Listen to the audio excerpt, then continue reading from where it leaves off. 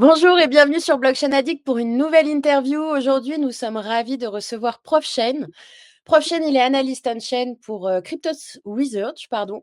Et il fait également tout un tas d'autres choses, comme vous pouvez voir sur son profil Twitter. Alors, pour commencer, Profchain, je vais déjà te demander de te présenter et de nous expliquer un petit peu ce que tu fais plus précisément. Eh ben, écoutez, bonjour à tous, ça fait super plaisir d'être avec vous chez Blockchain Addict.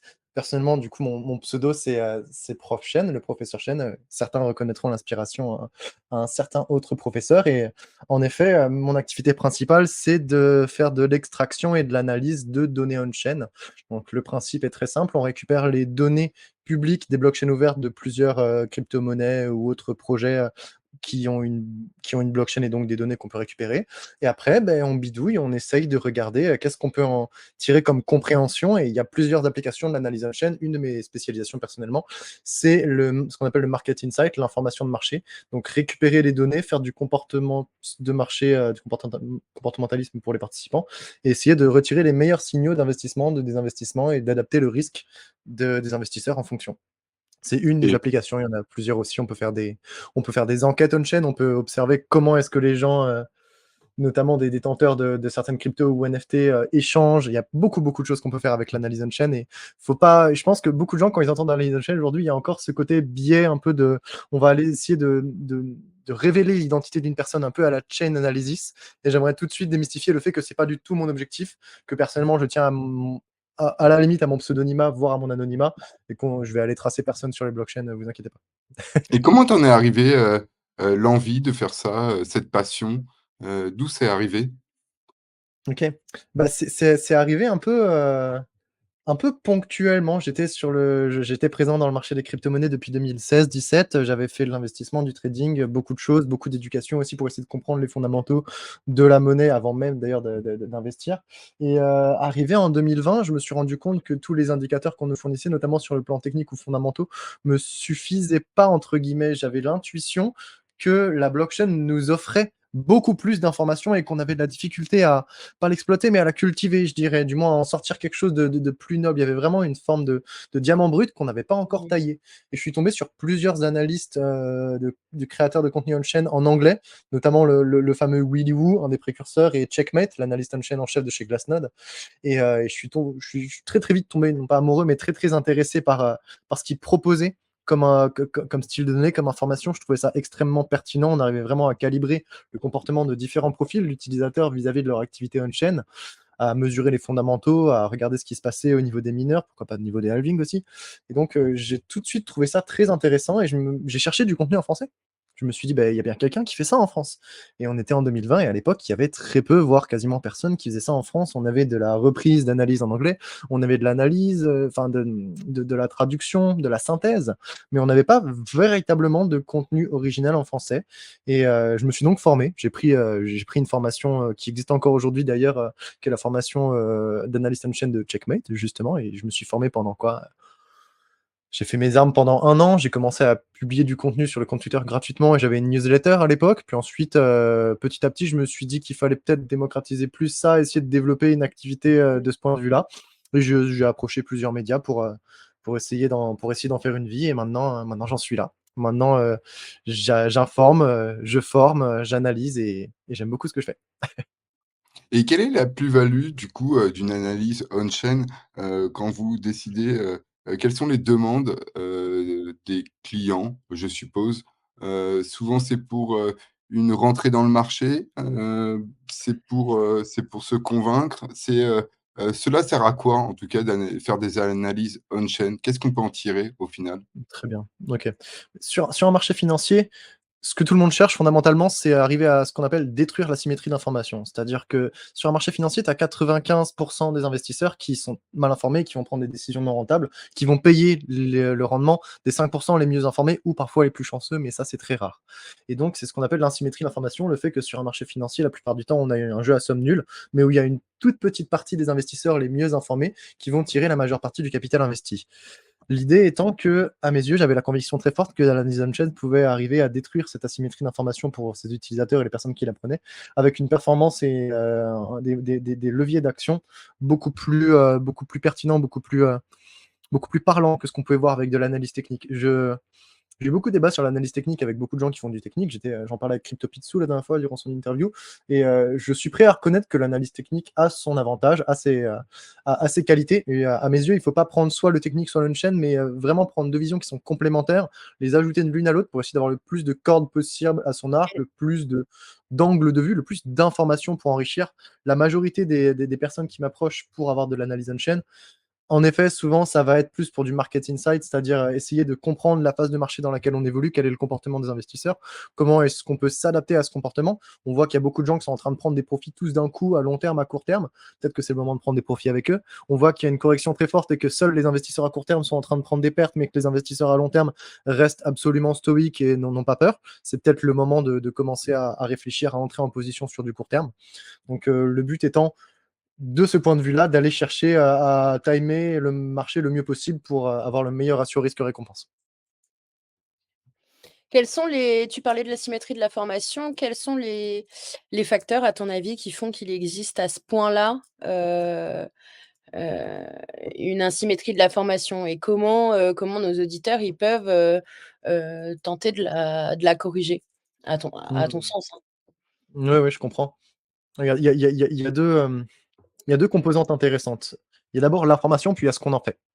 Je pense que l'asymétrie d'information, elle est facilement, entre guillemets, «destructible», dans le sens où on peut tous s'éduquer. Il y a du contenu, payant ou gratuit, de très, très bonne qualité pour offrir aux Mmh. individus qui cherchent de l'information, de l'éducation, et je pense que ça, c'est la partie la plus simple. Je pense que la partie la plus difficile, par contre, c'est actionner la prise de décision avec les informations qu'on a pu acquérir ensuite, et je pense que c'est là que tout se joue. Je pense qu'en réalité, l'asymétrie d'information qu'on voit sur les marchés, elle est plus faible que ce qu'on est capable de mesurer, mais que c'est dans l'action, dans la prise de décision des investisseurs, notamment dans leur manière de gérer leurs émotions et leur plan d'investissement ou de trading, qu'il va y avoir parfois des défauts. Là, on le voit d'ailleurs récemment puisque, alors tu l'expliquais un petit peu, la question d'avant, il y a eu, récemment, une petite mèche vers le bas pour Bitcoin. Et justement, de ce que j'ai compris, puisque moi je ne fais pas d'analyse on-chain et cetera, mais de ce que j'ai compris, les petits investisseurs sont ceux qui ont trinqué le plus sur cette baisse. Là où tu Mmh. le disais justement, les gros portefeuilles n'ont pas moufté, ce qui amène un petit peu, à ma question: est-ce qu'il est possible d'anticiper un petit peu ces comportements justement? Est-ce que c'est des comportements qui sont, types, genre, le petit investisseur, il a tendance à avoir peur, le gros investisseur, il a tendance à être, solide sur ses appuis? Ou est-ce qu'à l'inverse, ce sont des analyses qui s'incluent à chaque fois dans un contexte, bien particulier? Très bonne question. Alors, on retrouve dans chaque contexte des similarités et des nuances. La psychologie humaine, elle est quand même relativement standard et relativement simple, ce qui fait qu'on retrouve des comportements très Mmh. similaires dans différentes phases de marché, mais le contexte va apporter la nuance et influencer l'ampleur, souvent, de la prise de décision. Donc, on va retrouver des comportements similaires, mais qui vont pas se répéter, qui vont rimer d'une certaine manière. On va voir qu'il y a des schémas qui se répètent, mais qui sont nuancés vis-à-vis du contexte. Notamment là, ce qu'on a pu voir avec la petite news qui a fait baisser le marché au niveau du conflit Iran-Israël, c'était quelque chose qui était difficilement prédictible on-chain ou d'un côté technique, mais on a pu voir des répercussions sur les investisseurs à court terme qu'on n'a pas vu sur les investisseurs à long terme. Je peux vous partager des données si vous voulez, hein, je partage mon écran. Ouais, carrément. Yes, super. Je vais essayer d'expliciter le plus possible les données parce que ça peut paraître naturel pour moi, mais ça ne sera pas nécessairement pour le public. Donc, je vais prendre un temps d'abord pour partager ce que vous voyez, puis ensuite, on va en faire une petite analyse ensemble. Confirmez-moi juste que tout est Ouais. visible et que On tout voit est bon. bien, oui, oui, oui. OK, super. Alors, il y a plusieurs manières d'observer le comportement d'individus, on-chain. On peut observer notamment le comportement d'individus à long terme ou à court terme, dépendamment de leur temps de détention. Souvent, un investisseur qui va détenir ses bitcoins sur une durée de plus de 155 jours, à peu près 5 à 6 mois, il va être considéré comme un investisseur à long terme, un investisseur qui est là pour hodl, qui est là pour investir, qui aura une psychologie plutôt rigide, une forme d'apathie aux news négatives comme positives, une très grande insensibilité à la volatilité, vraiment quelqu'un, ce qu'on appelle les diamond heads, on dit main de diamant en français. C'est quelqu'un qui est là et qui va acheter très très bas la plupart du temps, même si ça va tomber plus bas, il va pas lâcher, il a une conviction très très forte et son objectif c'est de choper les bas de cycle et de revendre les hauts de cycle la plupart du temps. Ça c'est vraiment l'investisseur à long terme typique. En Je les opposition avec ce appelle profil, on a les high l'investisseur. capital. Ouais, c'est vrai, c'est vrai. En opposition à ce Dans ce profil-là, on a le profil plus à court terme, plus à spéculation, où on a des investisseurs qui vont essayer de rentrer sur des petits mouvements de tendance, qui vont sortir dès que leur plan est invalidé ou qu'il y a de la volatilité, qui vont être très sensibles aux news qu'on peut voir sur le marché.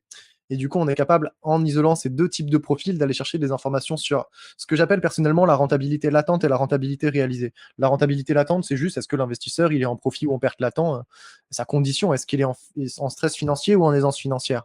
Mmh. Et ensuite, on a la rentabilité réalisée qu'on peut aller chercher via différentes métriques, je vais en présenter quelques-unes ici, qui est justement vis-à-vis de la condition de l'investisseur, est-ce qu'il est en stress positif ou en stress négatif, qu'est-ce qu'il va faire? Un investisseur à court terme, en stress négatif, aura tendance à vendre très vite. Un investisseur à long terme, en stress négatif, ne va pas vendre directement. Un investisseur à court terme, qui est en stress positif, donc qui vient de gagner, il va avoir tendance à vouloir vendre rapidement pour sécuriser son gain.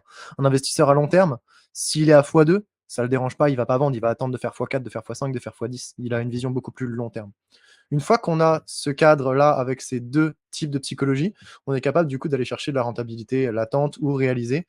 Une des manières de mesurer la rentabilité latente d'une cohorte, d'un groupe, c'est de mesurer ce que j'appelle le taux de profit ou perte à long terme. C'est simplement le pourcentage de l'offre d'une cohorte en particulier et son degré de profit. Les investisseurs à long terme détiennent énormément de Bitcoin. Ils en détiennent l'offre des investisseurs à long terme. Aujourd'hui, c'est à peu près 14 millions de Bitcoin. L'offre des investisseurs à court terme, c'est 3 millions.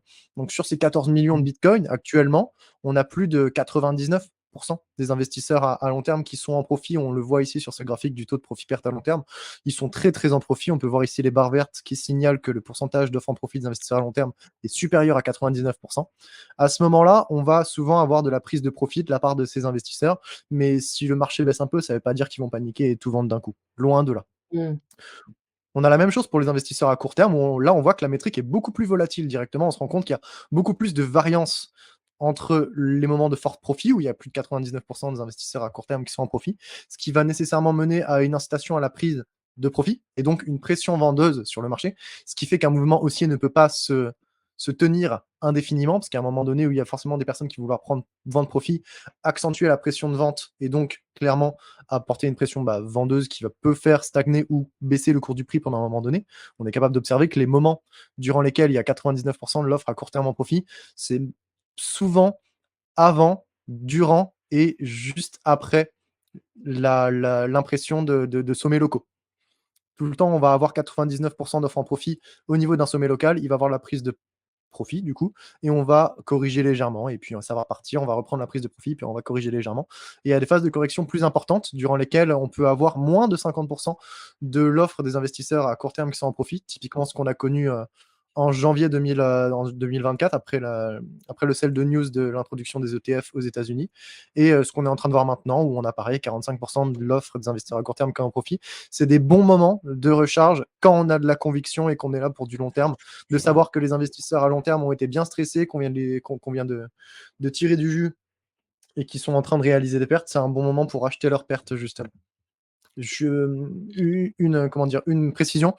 J'essaye de faire le plus possible de l'analyse on-chain qui soit pas prédictive justement, mais descriptive, explicative.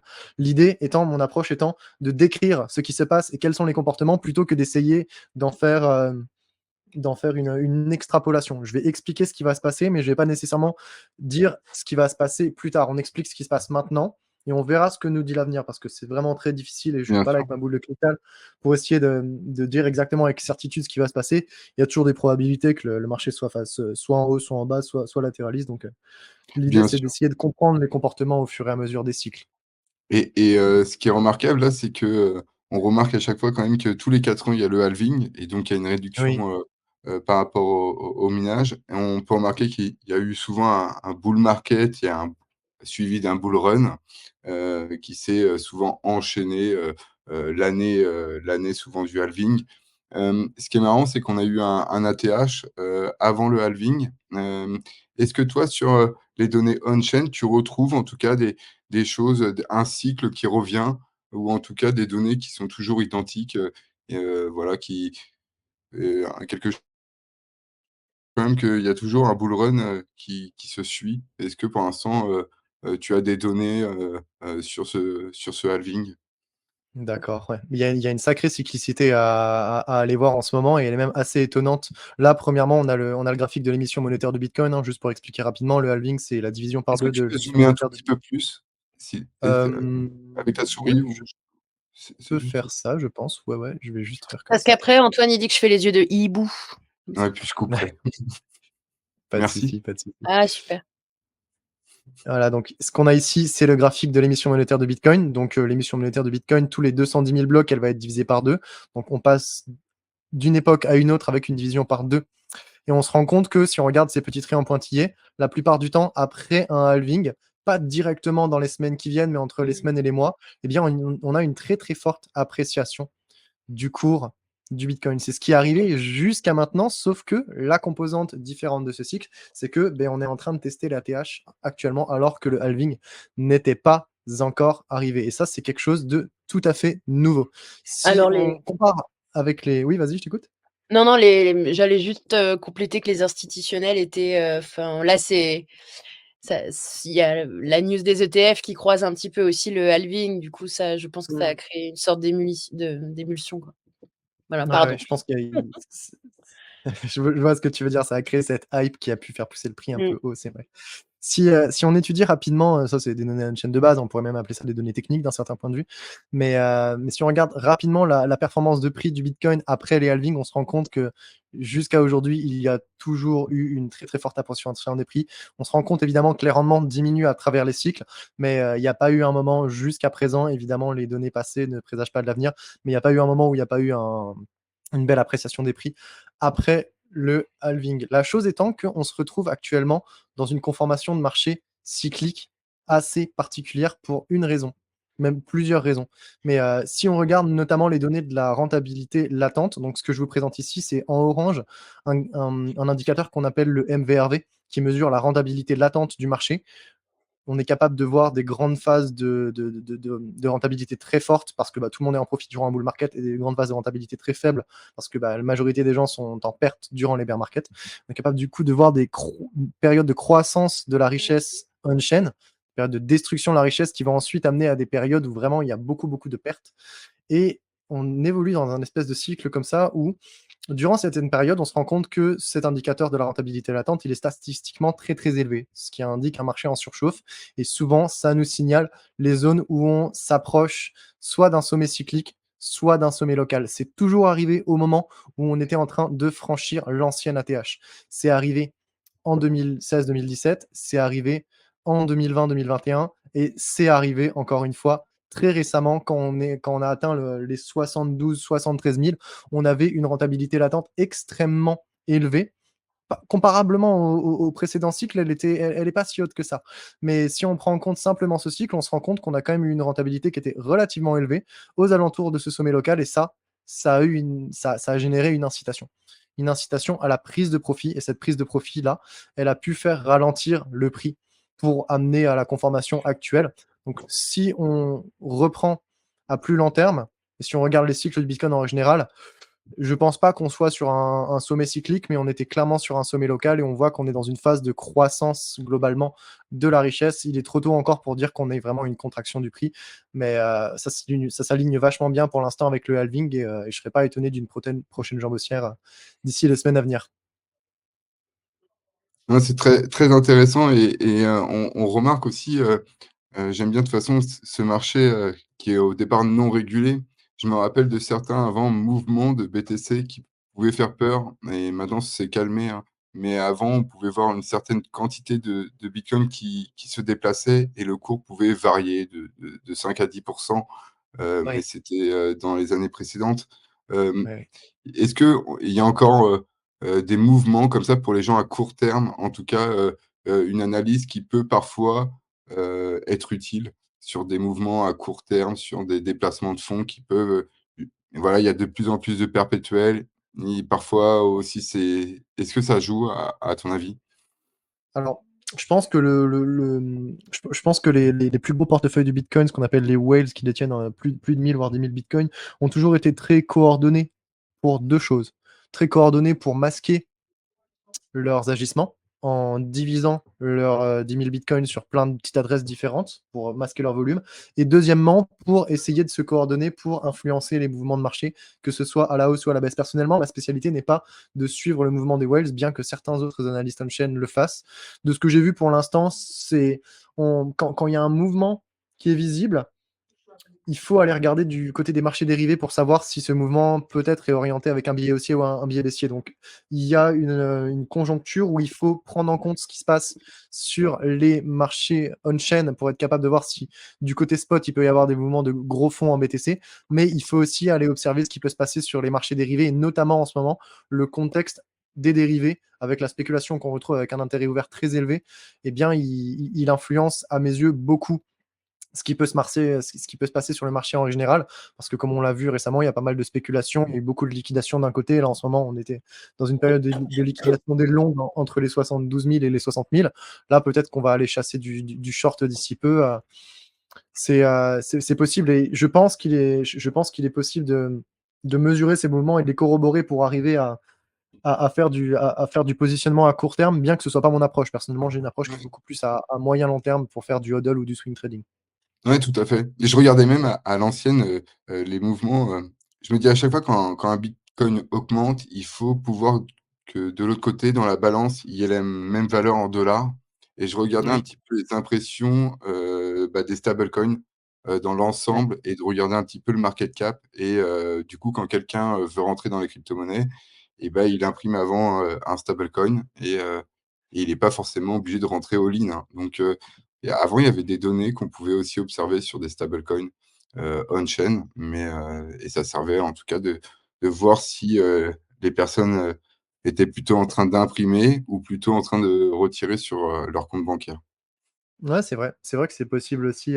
Il y a une approche qui est faite avec ça, notamment du côté de l'impression des stablecoins majeurs tels que l'USDT et l'USDC, de savoir que bon, bah, Bitfinex, qui fait les émissions pour Tether, si je ne me trompe pas, Ouais. imprime beaucoup, ça peut dire que bon, bah, il y a plus de firepower, de puissance d'achat, entre guillemets, disponible pour influencer le prix, sachant que plus le marché augmente, plus la taille du marché augmente, plus il faut de liquidité pour faire bouger le même pourcentage de prix. C'est-à-dire qu'en 2017, il fallait peut-être 10 millions d'un coup pour faire augmenter d'1% le prix. Aujourd'hui, pour faire augmenter encore d'1%, il faudra peut-être 100 millions, peut-être 1 milliard. Plus la taille du marché va augmenter, plus il va être difficile avec de l'impression monétaire de faire fluctuer le prix de cette manière.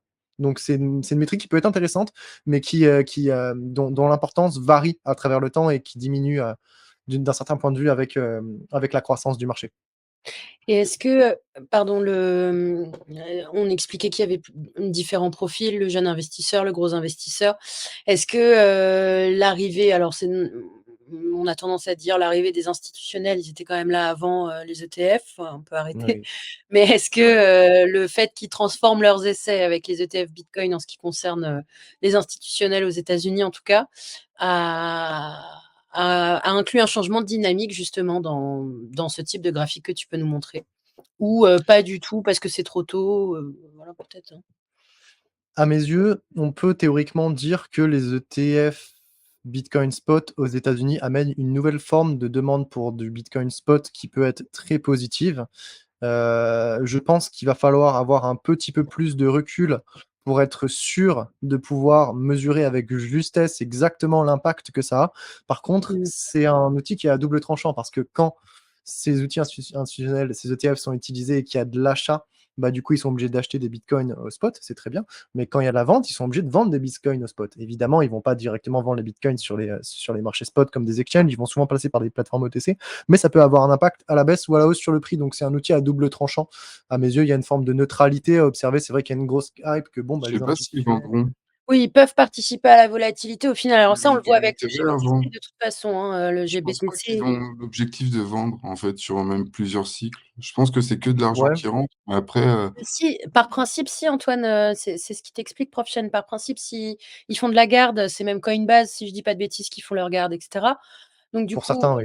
non, mais il y aura si, toujours plus d'acheteurs que de vendeurs dans leur ETF, donc du coup, tu vois, même si ça vend un petit peu, bah c'est non, juste il y que en a déjà ils qui, ont enfin, il y en a, non, mais regarde dans la aussi. balance d'achat journalier, c'est je sais plus combien la somme, c'est impressionnant la somme, mais enfin, journalier, il y aura toujours plus d'agents de personnes qui achètent. Enfin, Bah, c'est qu'un avis. si on regarde les flux nets sur les graphiques qui sont ici, on regarde que la majorité des nouveaux ETF ont enregistré des fortes entrées au niveau entre les 60 et les 73 000. Il y a beaucoup eu d'achats entre guillemets de top au niveau ici entre le 7, la première semaine, les 2 premières semaines de mars ont vraiment été très très très acheteuse, donc achat sur pas mal de sommets. Et les seuls flux sortants qu'on a vus, c'était des flux sortants du GBTC. Pourquoi? Parce que le GBTC a un frais de gestion de 1,50%, alors que celui de BlackRock ou de Fidelity, par exemple, sont à 0,25. Donc, ce qu'on observe en ce moment avec les flux sortants du GBTC, c'est surtout un arbitrage des frais où les investisseurs qui utilisaient le GBTC avant vont vers les nouveaux produits parce que c'est beaucoup plus intéressant d'avoir un frais qui est divisé par 5, voire plus. Et dans l'ensemble, on observe beaucoup en net de frais entrants qui ont tendance à ralentir maintenant. D'ailleurs, c'est intéressant de voir que que ces ETF ont eu beaucoup d'achats au niveau du sommet et que maintenant qu'on a une correction, ils achètent pas tant que ça le dip et ils attendent peut-être de voir ce qui se passe. Je pense que ils sont bien qu'ils ont des stratégies de gestion de portefeuille et de capital risque dignes de la finance traditionnelle et donc particulièrement bien rodées. Je pense que beaucoup d'entre eux n'ont jamais expériencé ce que c'est que de vivre un bull run ou un bear market en Bitcoin, sur Bitcoin, et du coup, ils sont encore relativement prudents à mes yeux. Ils ont un comportement que je qualifierais pas d'immature, mais que je qualifierais d'en croissance, entre guillemets. Il est encore trop tôt pour vraiment arriver à saisir leur psychologie pure et leur comportement. On n'a pas assez de recul à mes yeux, même si pour l'instant, ce qu'on voit, c'est qu'ils achètent haut et ils vendent pas nécessairement quand c'est plus bas. Et là, je te vois sur, Dune. Mhm. Quels sont les outils, tu vois, par exemple, il y a Glassnode, il y a, Nansen, il y a aussi Dune. Est-ce que tu as des outils à recommander pour les personnes, voilà, qui veulent, regarder, que conseillerais-tu? Ok, Enfin, très juste bien. pour bidouiller un petit peu, Alors, voilà, c'était, passer un peu leur temps et regarder un petit peu, leurs graphiques. Moi, je je recommanderais pense que Dune parce que c'est gratuit. Il y a pas mal de d'une données où ils peuvent essayer Dune, c'est d'extraire, mais magique. si tu as C'est des magique, tips. c'est gratuit, c'est open source. En plus, le mec qui fait ce tableau-là sur les ETF, c'est Hildebi, c'est un Français en plus. C'est un mec qui fait vraiment du Ah, je super taf. savais pas. Il y a... Si, je l'ai appris récemment aussi. Puis voilà, ça apporte rien en soi, mais c'est juste, ça fait plaisir à voir, quoi, de savoir qu'on a on a des bons porteurs. Et donc, Dune, c'est un très bon outil pour tout ce qui est NFT, altcoin, Ether et staking. Il y a vraiment des très bonnes informations sur le domaine. Ensuite, si on veut aller chercher de l'analyse on-chain plus poussée sur Bitcoin, on peut notamment aller chercher des sites comme Chain Exposed qui nous permettent d'avoir énormément d'informations sur le marché avec beaucoup de données qui sont ouvertes gratuitement. C'est un peu complexe d'abord à aller chercher au début. Il faut apprendre un petit peu, mais c'est un site qui est super bien fait, vraiment. La chose étant que le mainteneur du site, le développeur, c'est un Ukrainien, et donc voilà, je pense qu'il a un peu de galère en ce moment pour X raisons, et du coup, des fois, le site, il n'est pas mis à jour pendant 2-3 jours. Là, il a été mis à jour ce matin, c'est très bien, mais des fois, on peut se retrouver avec des données qui datent de 1 ou 2 jours. Et pour ça, je pense que le mieux, pour pallier, c'est d'utiliser l'application de The Bitcoin Research Lab, qui est ce que vous voyez ici, et qui est une application qui permet d'aller chercher ces mêmes données, toutes les données qu'on est capable de retrouver sur Glassnode, même des fois avec des tiers payants qui sont un peu chers. On peut les retrouver directement, notamment le MVRV que je vais vous afficher ici, sur le site de The Bitcoin Research Lab. C'est une application web qui fonctionne très bien et qui permet d'aller chercher toutes ces données on-chain de manière absolument gratuite. En plus, il est open source. Je le pousse un peu parce que je le mets un peu en avant parce que je l'assiste dans le développement de son site, et donc ça me fait vraiment plaisir. C'est un mec qui a vraiment à cœur le fait d'offrir des données gratos et complètes pour l'écosystème, et donc il fait vraiment des très bons trucs. Allez tester son appli, elle est encore en développement, c'est une bêta là qu'on est en train de faire en ce moment, mais il fait du super Je taf. mettrai Donc le lien. Dune, ouais, bien sûr, je mettrai le lien. Et donc Dune pour tout ce qui est NFT, altcoin, Ether, Chain Exposed et Bitcoin Research Lab. Il y en a plein d'autres, hein. Je pourrais citer Look into Bitcoin, pareil, Cyprian. Là, je cite que des éléments qui sont gratuits. Évidemment, il y a des choses qui sont payantes comme Glassnode, CryptoQuant qui fonctionnent très bien aussi. Ça, c'est pour tout ce qui est du market insight. Quand ensuite on va aller chercher plus de l'investigation, Arkham fonctionne très bien. Nansen fait un super taf aussi. Bubble Maps, c'est des Français et ils font un super taf de visualisation. J'adore ce qu'ils font. Donc, Bubble Maps, c'est un très bon On va outil aussi. sortir une vidéo, elle sera déjà Yes. sortie, lorsqu'on publiera cette interview, mais je crois qu'on Ouais. publie une vidéo, donc elle sera déjà en ligne de Je Bubble. crois, c'est lui qui est aux manettes de montage. En tout cas, Non, mais on sort une vidéo de Nicolas, donc qui sera sortie juste, avant si jamais les gens de chez Bubble Maps regardent cette vidéo par chance, gros big up, parce que franchement, je suis très fier d'avoir des acteurs comme ça, français, même Kaiko Data, ils sont super, même s'ils font plus de la donnée de marché. On a vraiment Quel des chouette. super acteurs qui font un super taf, c'est hyper encourageant. Non, puis Ouais. Bubble Maps qui est assez, assez cool, après c'est des choix marketing des uns et des autres, je veux pas ce qui est assez cool, c'est qu'ils se montrent, qu'ils communiquent, donc du coup, il y a toutes ces démos également qu'il fait ou qui sont, didactiques et puis qui montrent également, l'efficacité de son outil. Alors attention, Ouais, on peut avoir c'est vrai. l'impression que je fais une pub, il y a aucune sponsor, tout ça et le deuxième attention, c'est que je sais même pas si c'est un service payant ou gratuit au final, Bubble Maps donc Non, c'est complètement gratuit. c'est C'est tout est complètement gratuit. gratuit. Ouais, tout est gratuit et Yes. même la V2, ce sera encore, gratuit. Eh ben, Il y a c'est pas une histoire totalement de token qu'on peut utiliser, les tokens utilitaires sur la plateforme? Pour l'instant, il y a pas de pas token. encore, ça j'avais Heu, entendu, ils vont voilà, les les problèmes vont peut-être arriver. Ah ou pas, hein, peut-être que ça sera utile comme Krill, l'application, la c'est encore une fois des Français de chez Krill qui a fait Krill du, Token, qui ouais. faisait avec, Lucas Benevolo. Mmh. On l'a exactement, eu ouais, sur la chaîne. des stratégies, des stratégies de build pour le trading qui fonctionnaient super bien. Moi, à l'époque, j'adorais ce qu'il faisait.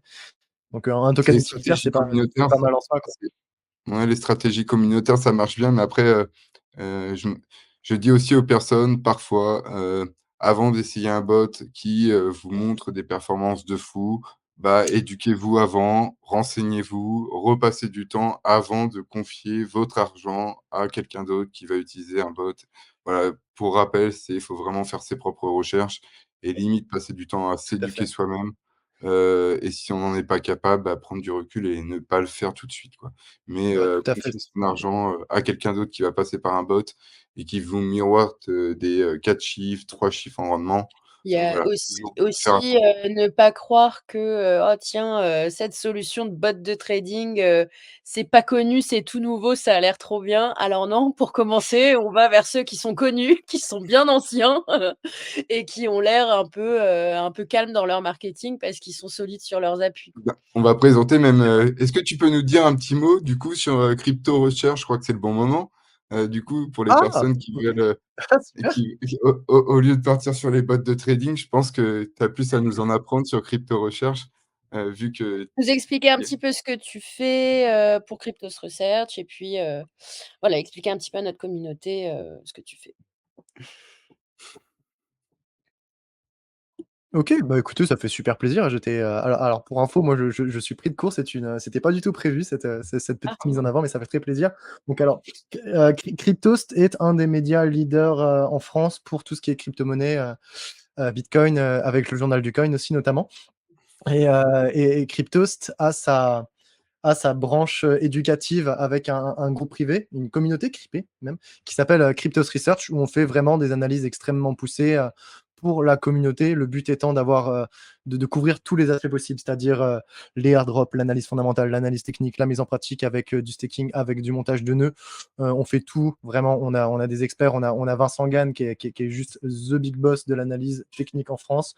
Moi-même personnellement du coup pour ce qui se passe en analyse on-chain et donc, bah, voilà, on a une super communauté avec un produit, en tout cas, moi, que je trouve extrêmement, extrêmement pertinent et en ce moment, bah, on a une petite promo. C'est pas le prix du bitcoin, hein, comme certains pourraient le croire, qui va être divisé en 2 pendant le halving.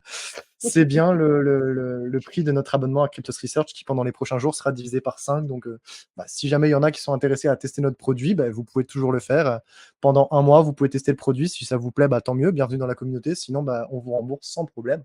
Et donc là, c'est le moment d'aller chercher ces infos, d'aller chercher cette qualité d'information qu'on est capable d'offrir.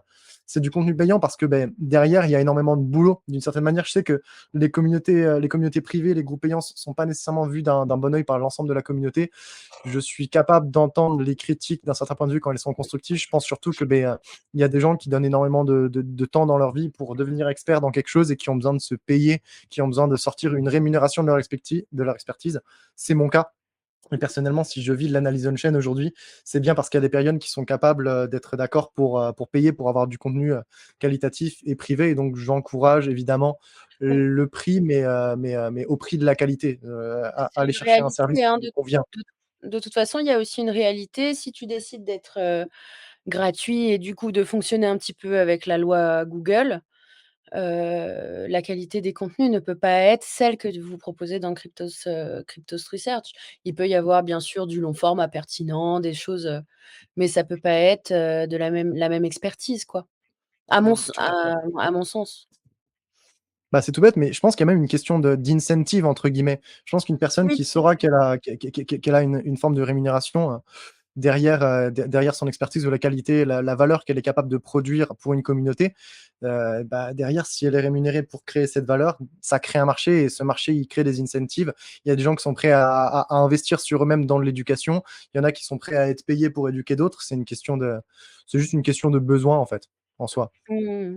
Et pour l'instant, vous êtes combien dans, vous êtes combien à y travailler et il y a combien de personnes qui ont rejoint, déjà, heu, ce Alors groupe? alors la taille de la commu, je sais pas parce que honnêtement, ça fait longtemps que j'ai pas regardé les métriques de la commu, mais on est certainement plusieurs Le milliers, cordonnier ça j'en mal doute pas. chaussé. Heu, c'est que j'ai envie de dire, c'est pas que ces métriques sont pas importantes, elles sont importantes, mais je me base pas là-dessus pour créer ma qualité de contenu, quoi. Et dans l'équipe en soi, on est 4, on a Will pour tout ce qui est, pour tout ce qui est fonda, qui fait, avec Koban, le fonda et les mises en pratique, les airdrops. On a Vincent pour le technique, on a moi pour le on-chain. Dans l'ensemble, on est 4. On a quelques modos et traducteurs qui s'occupent aussi de créer du contenu de temps en temps, qui font du très bon contenu quali d'ailleurs de leur côté. Mais dans l'ensemble, le gros de l'équipe, c'est 4 individus. Non, puis j'ai vu, Koban, vous avez repris, les Twitch. Je crois que Koban est apparu aussi Ouais. sur les Twitch, pendant certains lives. Donc, Ouais, ouais, carrément. j'invite les personnes à aller le voir. Non, puis c'est vrai que ça permet aussi, quand chacun a sa branche, comme vous êtes 4, chacun a son domaine, bah, après vous pouvez vraiment, recommander, donner des astuces, mais vraiment pertinents, comme, c'est votre domaine. Donc c'est super cool. Moi j'apprécie, l'initiative et bah, c'est comme ça moi aussi, j'avais fait une formation, donc chacun choisit après ses formations, mais c'est mieux que parfois prendre des bots de trading. Tu sais, parfois parler à des professionnels, c'est toujours plus intéressant. Non, Oui, mais et c'est puis il y a la question pardon. de la délégation, pas de souci. Quand tu délègues à quelqu'un, tu as pas nécessairement le contrôle, tu fais confiance, il y a l'expertise Voilà. d'autrui. Alors que quand tu payes pour apprendre, une fois que l'information, elle est là, elle est là. Ton capital, il est divisible, tu peux le partager à quelqu'un. Par contre, la connaissance, elle est indivisible. C'est comme l'histoire de la pizza. Il y a 10 personnes pour 9 parts de pizza, il y en a un qui va se retrouver lésé. Par contre, 10 personnes pour une part d'information, les 10 peuvent avoir la même information. C'est ce côté où la richesse se multiplie quand elle se partage, entre guillemets. Et c'est une des valeurs les plus importantes de l'écosystème, justement, arriver à créer cette valeur et que chacun puisse grandir à travers ça et s'éduquer à sa manière. Il n'y a rien de mieux que de parier sur soi dans tous les cas. Alors pareil, je me permets du coup, je vois une vidéo de Lilian. On en profite que je dise ça, mais même chose, hein, les vidéos de Lilian sur, la chaîne Cryptost sont, Yes.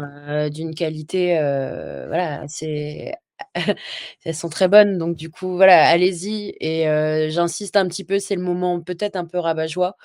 Mais à l'aube du halving et là où on s'apprête probablement à vivre, quelques moments un petit peu de folie, en tout cas pour le BTC, c'est important de trouver son point de chute sur des médias, de qualité et sur des valeurs sûres puisque, alors peut-être que je peux me tromper, je suis pas madame Irma, mais va arriver le moment où tout un tas de nouveaux projets naissent, tout un tas de nouvelles choses débarquent sur les marchés et elles ne sont pas forcément, les guides, elles ne sont pas forcément bienveillantes et cetera. Donc c'est là qu'il faut, se raccrocher aux médias, solides qui ont passé, les bear markets. Je pense également à Coin Academy, je pense à C'est vrai.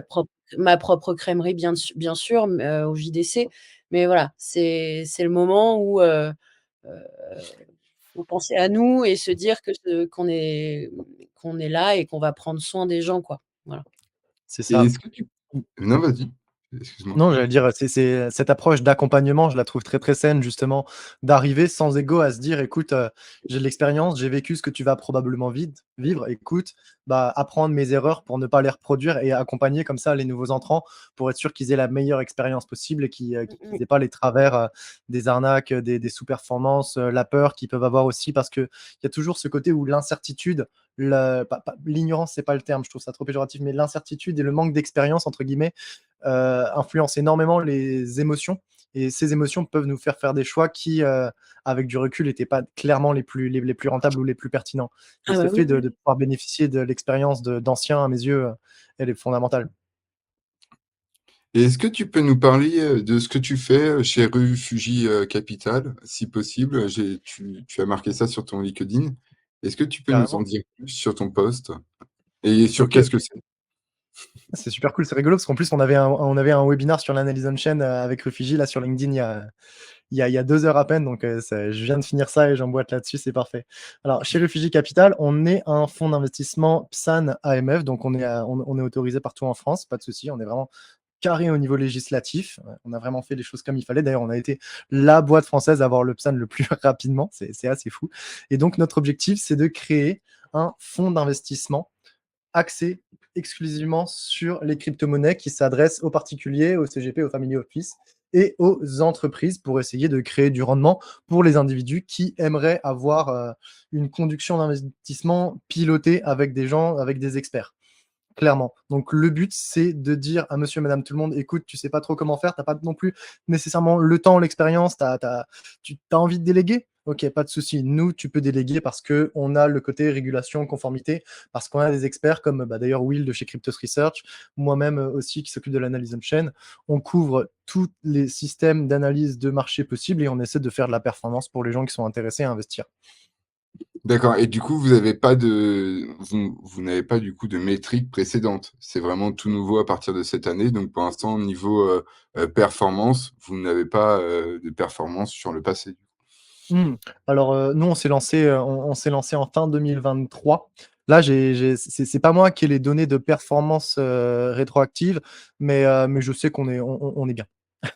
Ça, j'ai D'accord. aucun Et souci parce que en fait, on a des comités d'investissement tous les lundis et du coup, on a fini le comité lundi dernier et au vu de la situation sur le marché actuel, bon, je vais pas donner de secret, mais j'ai absolument, il y a absolument pas de soucis sur cette correction ou quoi en termes de performance. J'aurais aimé avoir ces données. C'est vrai que là, je les ai pas tout de suite, non, pris un pas de peu de souci. cours, mais les performances à court terme et même à moyen terme de nos investisseurs, bah, ils sont en profit, c'est tout. Donc, s'ils sont en profit alors que ça corrige, c'est que tout va bien.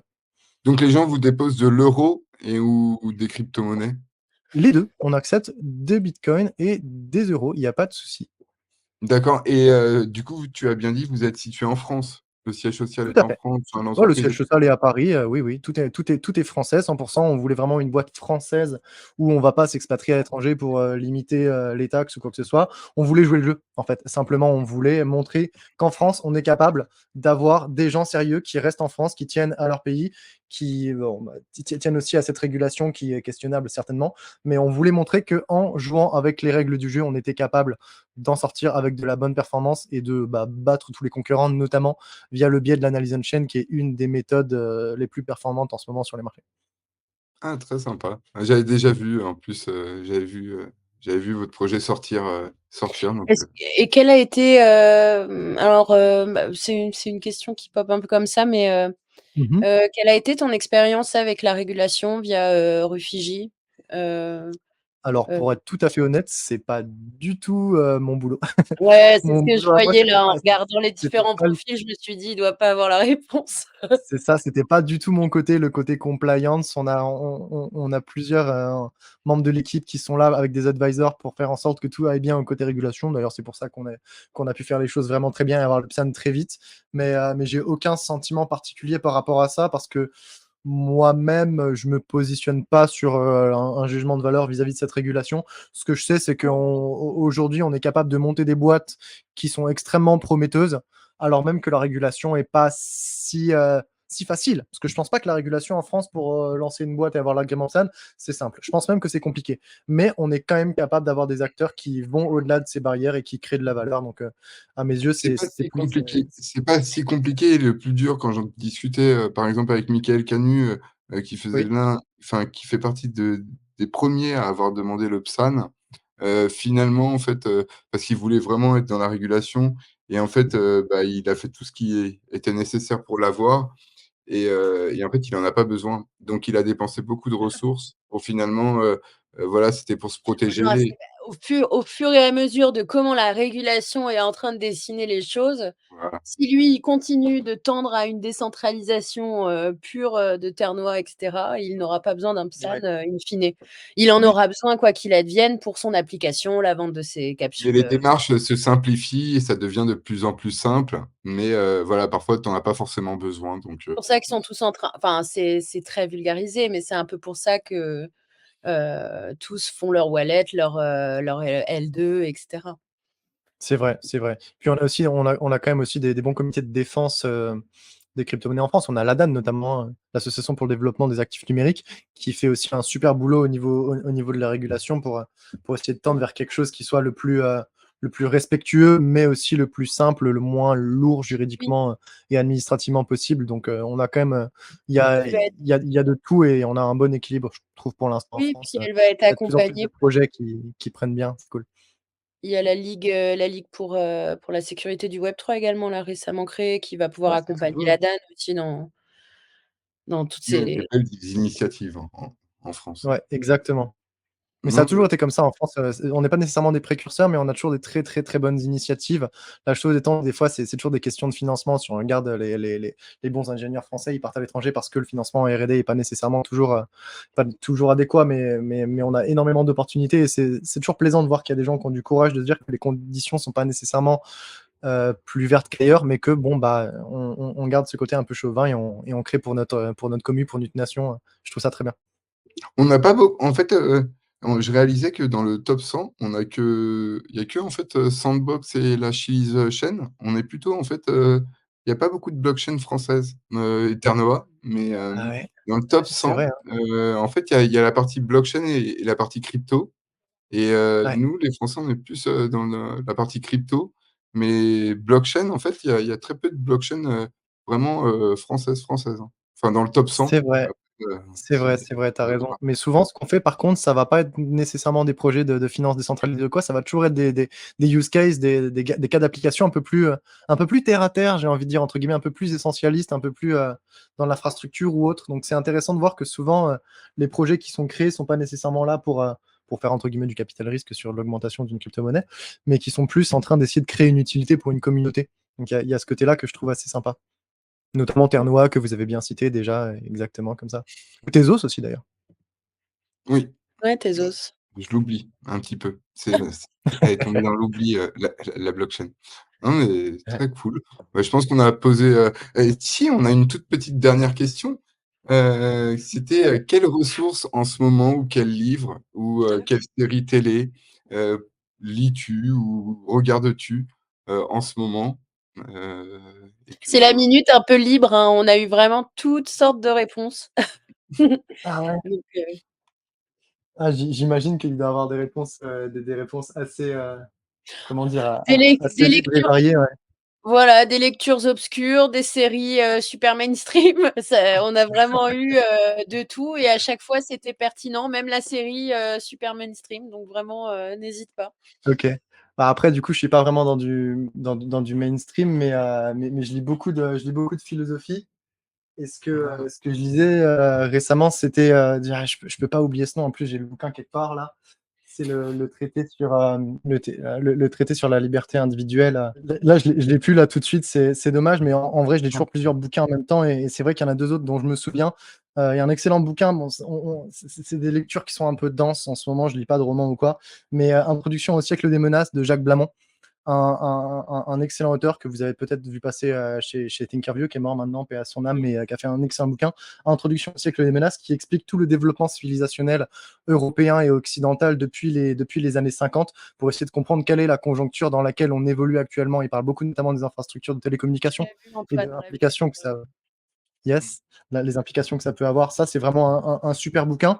Et pour les amateurs de Matrix, vous avez peut-être la rêve de Jean Baudrillard, Simulacre, Simulation, un excellent bouquin qui questionne aussi notre rapport au réel, simplement, et à essayer de comprendre comment est-ce que des représentations sociales de masse peuvent arriver à créer des formes de simulation de ce qu'on pense être réellement.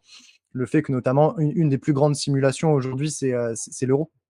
C'est le fait on a créé un consensus social sur une monnaie qui est basée aujourd'hui sur des réserves inexistantes, notamment parce que c'est la banque centrale qui gère. Et l'euro est une simulation de consensus social sur la valeur transférable de la monnaie à travers le temps et l'espace, par exemple. Ah, Donc, ouais, Jean ça Baudrillard, simulation. ça rejoint la lecture que nous avait conseillée, Yorick de Monbim, ah, j'ai oublié l'auteur également, mais c'était, «État, qu'as-tu fait de notre monnaie?» Ah ouais, je l'ai plus non plus. Je l'ai plus non plus, mais il est très bien. Et Oui. sinon, ce que je peux recommander comme bouquin de lecture pour n'importe qui veut commencer dans les crypto-monnaies et qui veut partir sur de la bonne base, deux bouquins. Mastering Bitcoin et Mastering Monero.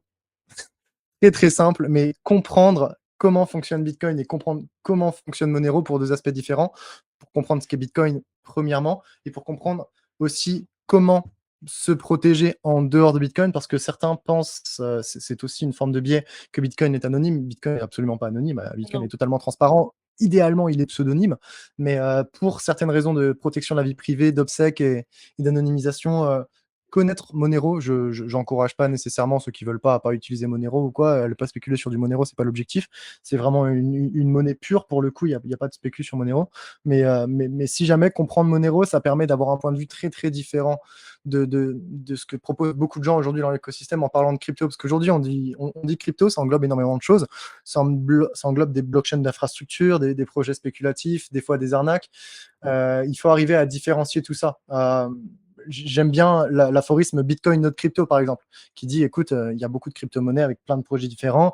Bitcoin, c'est un truc à part. Bitcoin, c'est du proof of work, c'est pas du proof of stake. Il présente pas les mêmes caractéristiques, pas la même communauté, pas les mêmes objectifs que différentes autres crypto-monnaies. Parce que quand on regarde les médias traditionnels, et même nous, quand on parle dans la vie de tous les jours avec certaines personnes et qu'on dit qu'on est dans l'univers des cryptos, tout de suite, ça va être, ah, t'as fait combien ce mois-ci? Ah, est-ce que tu connais tel crypto? Est-ce que je devrais investir? Ah, est-ce que c'est pas une arnaque? Il y a encore ce biais. Je pense que c'est une question d'éducation sur le fait qu'on voit aujourd'hui Bitcoin comme un actif plus que comme une monnaie qui peut permettre de conserver de la valeur à travers le temps. Et je pense que c'est une grande question de désinformation. Et pour ça, le mieux, c'est d'aller lire Mastering Bitcoin. C'est vrai que j'ai du mal parfois à me dire que c'est la monnaie, l'utiliser en tant que telle que monnaie. En tout cas, dans la vision européenne, c'est toujours un peu difficile de le concevoir. Après, quand on voyage un peu plus, là, ça devient un peu plus réel. Mais, parfois, ouais, c'est difficile Bah, à voir.